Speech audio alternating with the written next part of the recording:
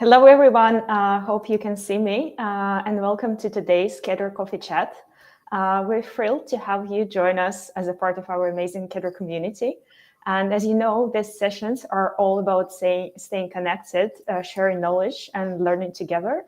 And we are so excited to have Elijah today, who is going to present on technical UX design in Kedro. Elijah will guide us through the key principles of the UX design tailored for technical workflows in Kedro, and giving us a practical insights and inspiration. You can also see our Kedro Coffee Chat wiki page, which you can find in our repo. It describes the short rules of those coffee chats and the upcoming topics. So please visit it to learn what we are going to share with you in future. And the rules are quite simple. We are usually recording our sessions, but today that's the first time we are streaming this live on YouTube. So welcome to our viewers tuning in here. And at the end of the session, we'll give you time to ask questions, because the main purpose of this session is to stay connected with our audience. And let's dive in and enjoy the session. So I hand over to Elijah, who is going to present for the next 20 minutes. All right, thank you, Elena. Let me share my screen.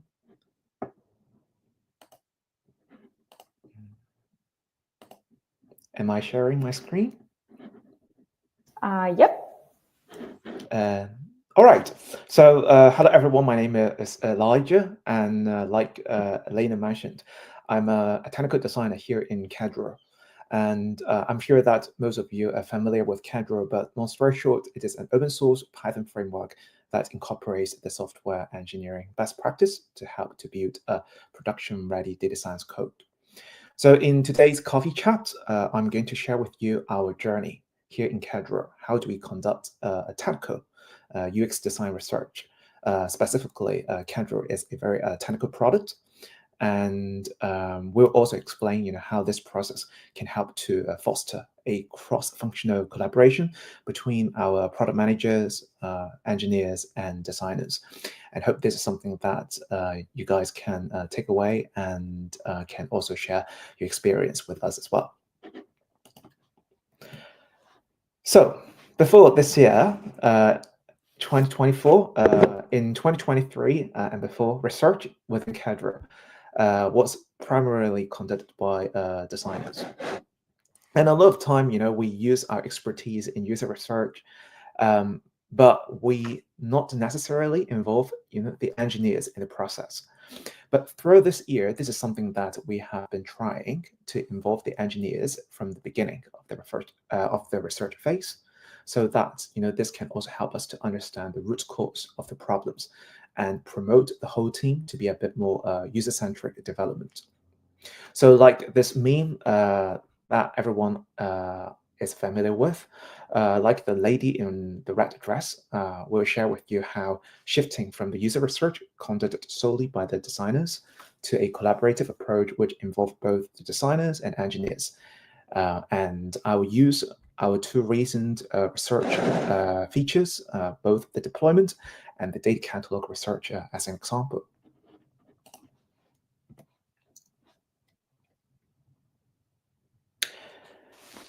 Sorry, let me share this one. All right, so here, basically, I will walk you through that our technical UX research process, which is structured into 4 key stages: collect, understand, synthesize, and develop. So first of all, we start by collecting the ideas. So usually through the backlog validation and team discussions, so that to ensure that the alignment within the team on the user needs and the priorities. So in this phase, usually our PM and the tech leads are responsible for refining the group backlog to ensure that the validation opportunities are scoped and prioritized in line with the category directions, stages, or the session level strategy. And the team then move on discussing the trends and the signals that we observed as to understand Kedro's current technical architecture regarding the respective topics. Next, we have understand the problem, which includes defining the goals, objectives, hypothesis. And in this stage, we also gather the insights through the surveys, defining and refining the user groups, conducting the interviews, and forming a comprehensive analysis and understanding of the user pain points. And moving on to the synthesis stage, here we analyze and mainly using tools of Dovetail. In this case, the interviews insights are being tagged in according to the categories and also clustering the theme and mapping the user journey. And this helps us to distill some of the key insights and identify some of the opportunities for improvements. And finally, we have the development phase. And we prioritize the actions here using the impact and effort matrix, and also other relevant decision tree, which help us to make the priority. And these are then translated into actionable items on GitHub issues, which can be useful for our team engineers for their implementation. So basically, you can see through this whole process, it is a collaborative approach involving both the product manager, leads, both from the technical and the design perspective, and also the relevant research engineers and the designers.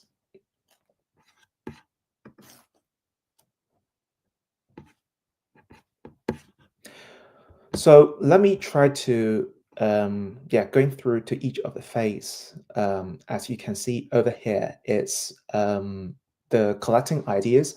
So like I mentioned previously, usually before we start even the research, for example, here in the deployment, we notice some of the GitHub backlog issues. So for example, on the left-hand side, you see one of our contributors mentioning about the possibilities of deploying Kedro and to integrate, with the other MLOps platform. So released in 2017, but during that time, the MLOps wasn't that much. And after all this progress, we that the market and the industry has matured a lot. So there is a possibility and an opportunity for us as a Kedro team to investigate, to integrate into the deployment, so that to make us, stand out and as an even more unique products. And once that signals, has been observed, we want to make sure that the team has been aligned in understanding what is happening in the outer world and how Kedro can capture that opportunity. And hence we also set up a team workshop to discuss what our current deployment architecture and what our understanding and what are some of the ideas and the opportunities and goals that we would like to set forward.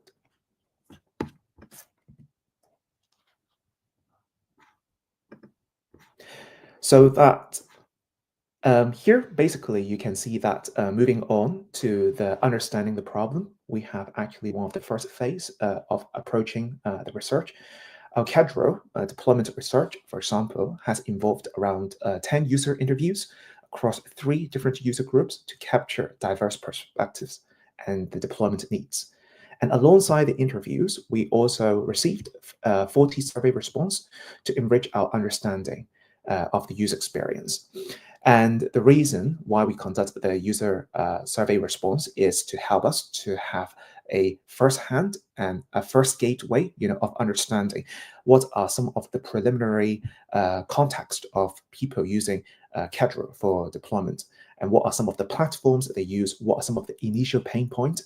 So these really helps us to scout the right users for us to interview with, and to refine the user groups, which I will elaborate a little bit further later on, because we know that interview can be quite time-consuming. So we want to make sure that we focus on the right user group, but at the same time, best use of the time. So that is why having the survey can help us to refine the user groups and then conduct a quality interviews and then deep dive into that user workflow. So basically, this process took around 3 weeks and help us to deep dive into the workflows, the insights, and identify some of the areas for improvement. And for example, like, in the deployment example, basically we can take a look of the demographics and the tool preference, of our Kedro users. Starting from the user roles, we can see that nearly half of our users, 47.5%, they are data scientists. Machine learning engineers make up the next largest group, following by the data engineers, which is around 20%.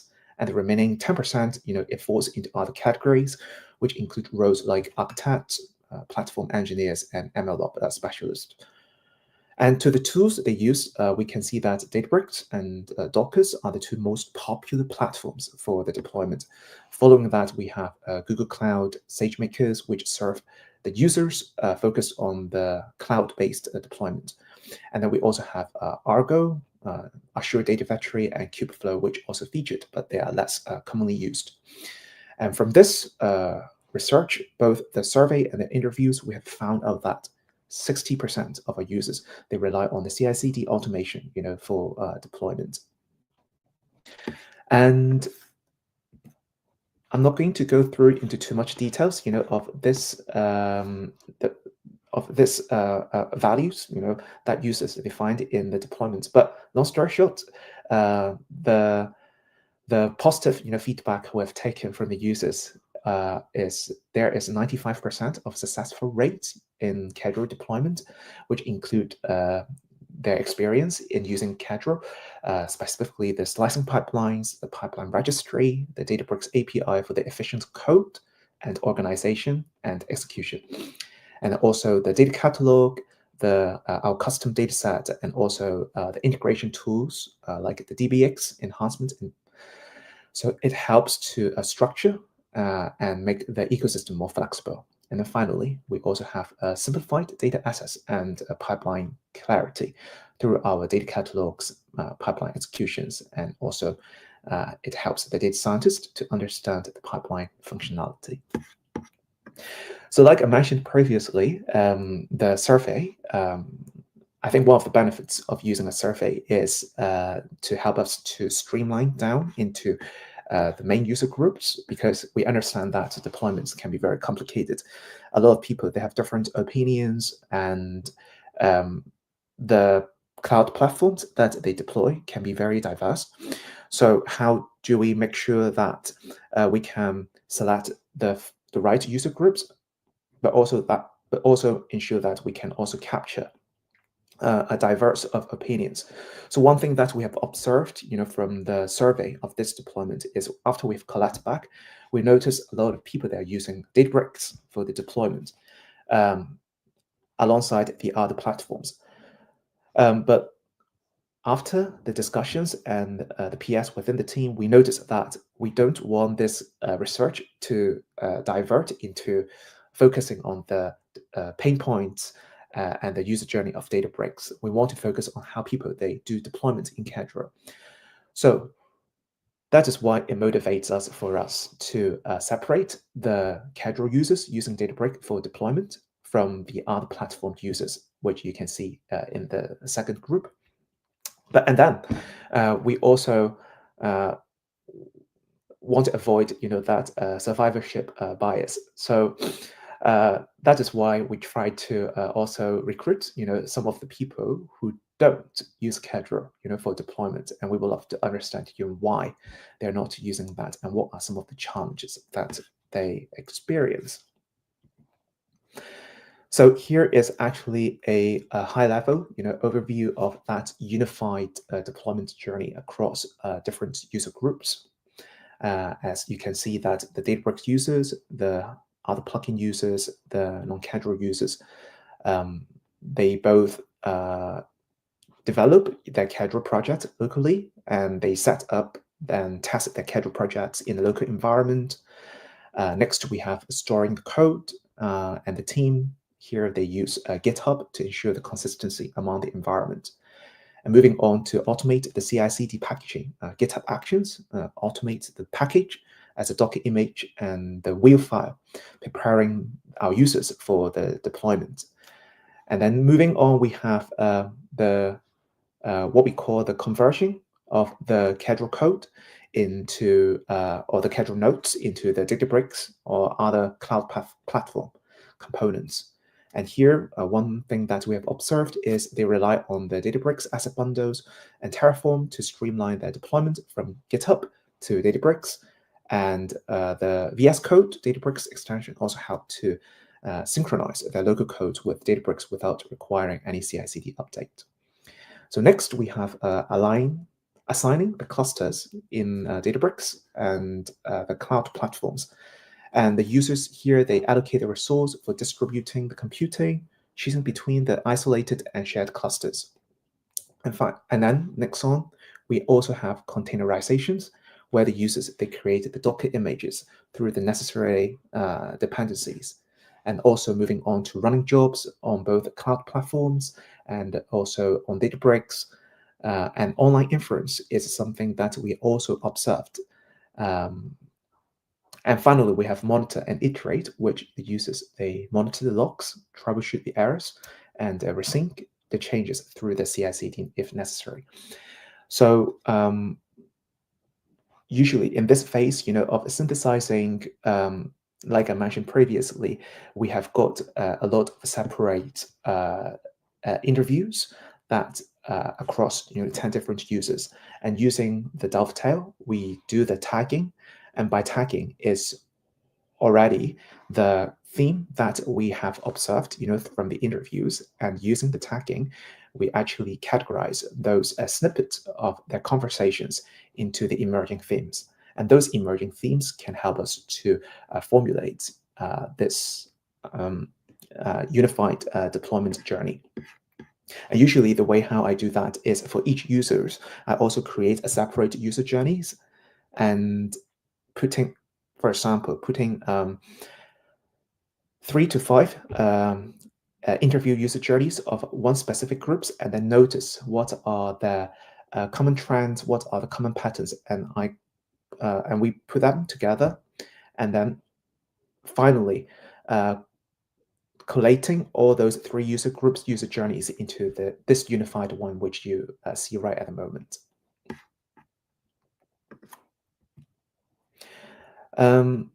Yes, so undeniably, like I said, deployment can have a lot of diverse, opinions, but nevertheless, it's important, for us as a team during the research phase to boil down the insights into few, because this will also move on to the opportunities and directions.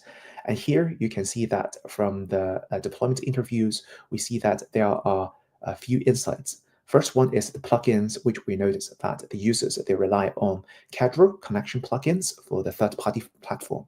They often face outdated or compatibility issues, making that conversion of Kedro nodes to the platform components challenging. And the next on, we have a node grouping. Here, user, they values merging the multiple nodes into a single tasks on the deployment platform. But the current plugins provides a limited functionality in this aspect.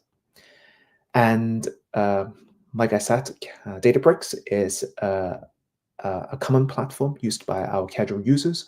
So here we see that Kedro users, they actually deploy on Databricks in 2 different ways. One is actually longer methods, which generate a real file on the Databricks file system.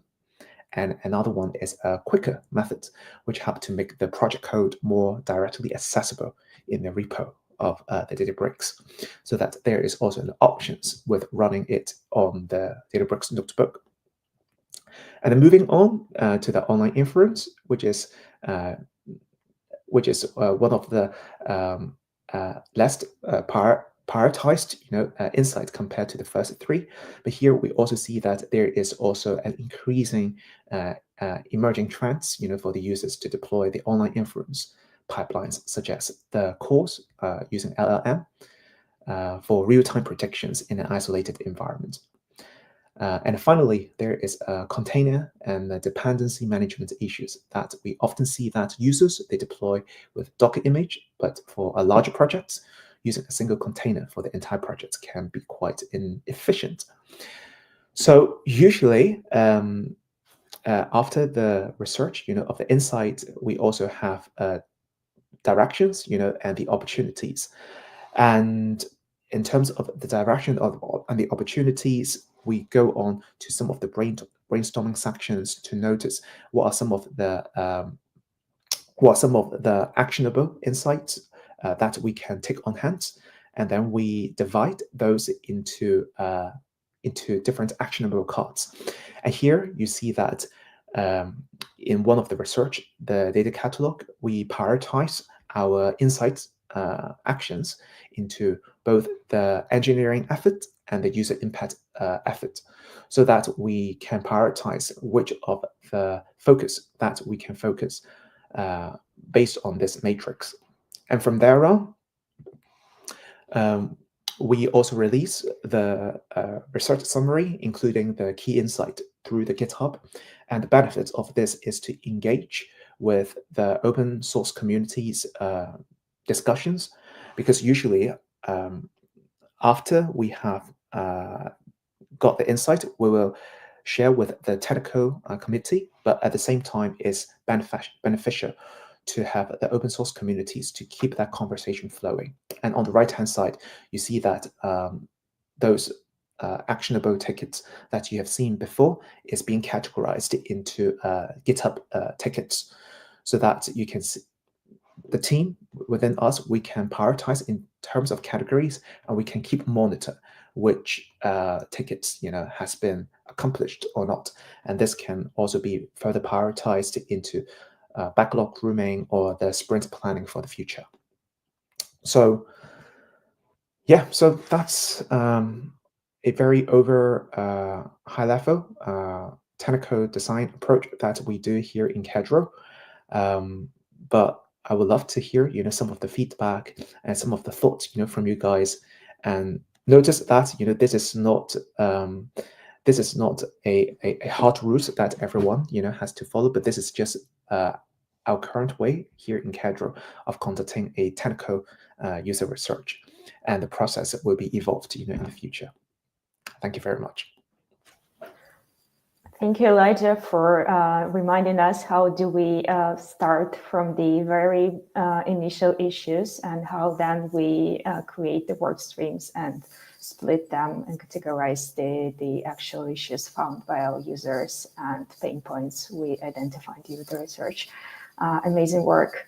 And now is the time for the questions. So feel free to leave them in the chat for YouTube. Yes. We'll be happy to read them and then answer. Thank you.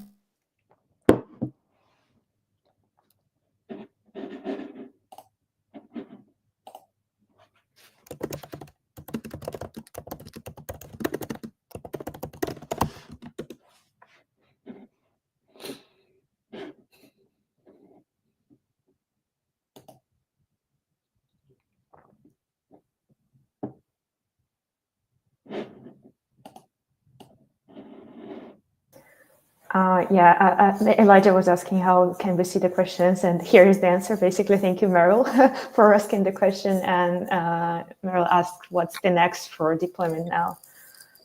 Yes, so thank you, Meryl. So basically, like we mentioned previously, there are 5 key insights that we have taken from the research. And the top 2 is the plugins and the node grouping issues. So right at the moment, our deployment, we are focusing on the plugins. So what are some of the available plugins that Kedro is supporting? And so we are going to investigate what is the best supporting model to make these plugins more maintainable and more sustainable for the future. And this includes our alignment with the third-party plugin developers, for example, the get-in-datas, and also discussions within the team, how much effort that we as a Kedro team would love to support and gain control of those plugins. And the second one that I mentioned previously is the node grouping, which is very highly related to the plugins. But like we said, these functions right at the moment, we're trying to investigate what are various methods, of node grouping. Is it by namespace? Is it by tagging? or other kind of like, functionalities. So these are some of the areas that we are looking at. And at the moment, we are moving on in terms of node grouping. We are moving on some prototyping and also prototyping, different ways of grouping the nodes. And we'll share, with the team and the community at a very short future.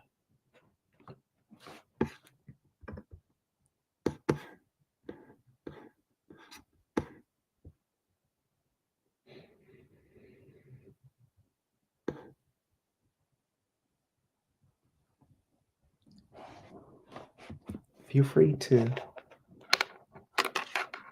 ask more questions. All right, looks like the presentation was so clear that no one has questions, which is a good sign or bad. We better think in a positive way. Thanks all for joining us. That was the first time we did it by streaming on YouTube. And we hope to keep the same format and maybe bring something new next time. So please follow our updates in a Slack channel, and let's meet together in 2 weeks, Friday. And that's already be December, so the Christmas is coming. Thank you all, and have a lovely Friday. Thank you very much, guys.